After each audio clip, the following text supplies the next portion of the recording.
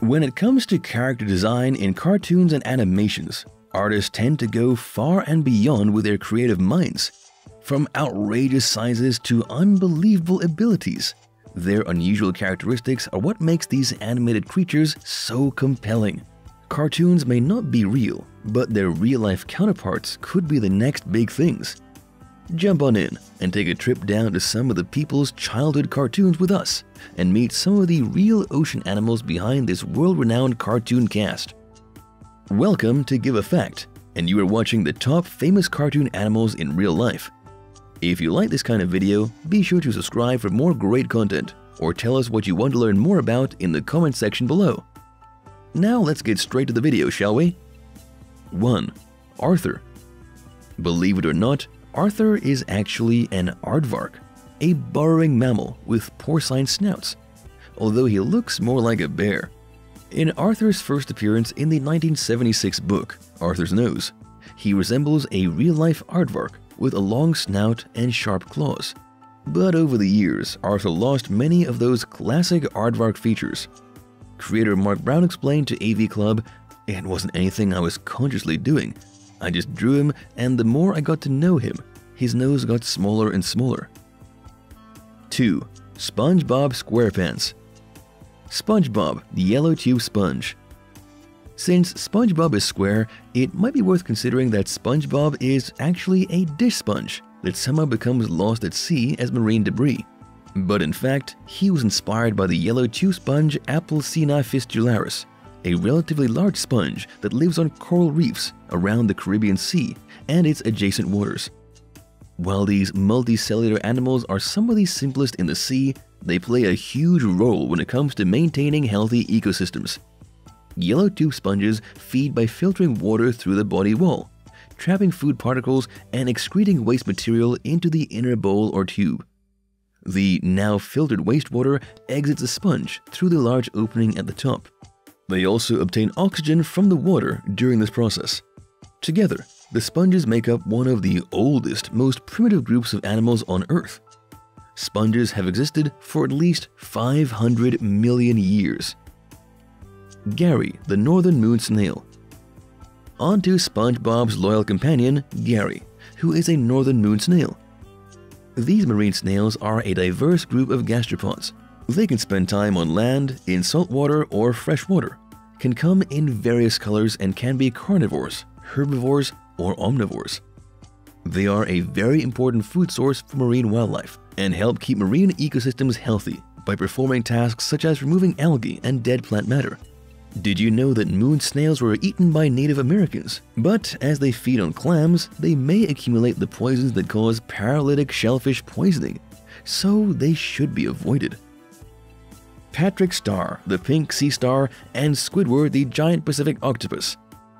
Living in SpongeBob's neighborhood is Patrick, the pink sea star, and Squidward, the giant Pacific octopus. The pink sea star, also called the short-spined or giant pink star, has 5 arms that are thickest near the central disc. It can live up to 30 years and have the ability to regenerate its limbs as long as the central disc is still intact. The giant Pacific octopus is the biggest octopus species that can also live the longest in the octopus family. They have huge bulbous heads and are generally reddish-brown in color. Like other octopuses, they can change their skin color and textures rapidly using special pigment cells in their skin. This superpower can blend in with even the most intricately patterned corals, plants, and rocks. 3. Finding Nemo. Nemo and Marlin are both clownfish. Nemo and Marlin's personalities are respectably accurate to what they're like in the wild. While Nemo may get the title billing, his father Marlin is the true protagonist, characterized by his fatherly devotion. Clownfish fathers take the primary role in nursing eggs, a job that involves keeping them clean and making sure they get the oxygen they need. This devotion in part comes from a hormone almost identical to oxytocin that could also have a role to play in both their less aggressive tendencies and generally monogamous natures. Dory the blue tang. The personable but hyperactive and memory-impaired blue tang became a Finding Nemo fan favorite and even earned her a starring role in her film. As a blue tang, she plays an important role in maintaining coral ecosystems, just like Nemo and Marlin do. As a generalized grazer, blue dory subsist entirely on algae and prevent these fast-growing protists from completely overgrowing the coral ecosystem. Like anemones, coral is an animal that also serves as a home for aquatic wildlife and is critical to the health of underwater ecosystems. Without blue tangs, many coral reefs would suffocate and die and imperil entire underwater communities. And while Dory's short-term memory is one of her most characteristic traits, it's not something that most of her brothers and sisters share in the wild. It's just a characteristic that might have been adopted from the belief that goldfish only have 3-second memories, which is just an urban myth. Bloat the Pufferfish. When Nemo's friend Bloat explodes into a giant spiky ball in a fit of anger, it's a great gag, but also a generally accurate depiction of how the pufferfish acts in nature. Pufferfish employ this unusual talent as a defensive measure against predators. Their unique stomachs can expand outwards to inflate the fish up to 3 times its normal size. They can also secrete a toxin that's over 1,000 times more poisonous than cyanide. By any account, it's an effective defense. A bloat's only true natural predator is sharks. Many species are immune to the pufferfish's toxin, though tiger sharks are their most common threat in the wild. But despite carrying some of the deadliest weapons in the water, did you know that pufferfish species are an expensive delicacy in Japan? Without the knowledge and skill of an experienced sushi chef who can remove the liver and other parts laced with poison, pufferfish can be deadly. 4. Ice Age 4 Continental Drift. Manny the woolly mammoth. Manny is a woolly mammoth, a species that lived about 200,000 years ago on the steppes of eastern Eurasia and North America. The woolly mammoth was about as big as an African elephant, but had a couple of distinct differences from today's elephants.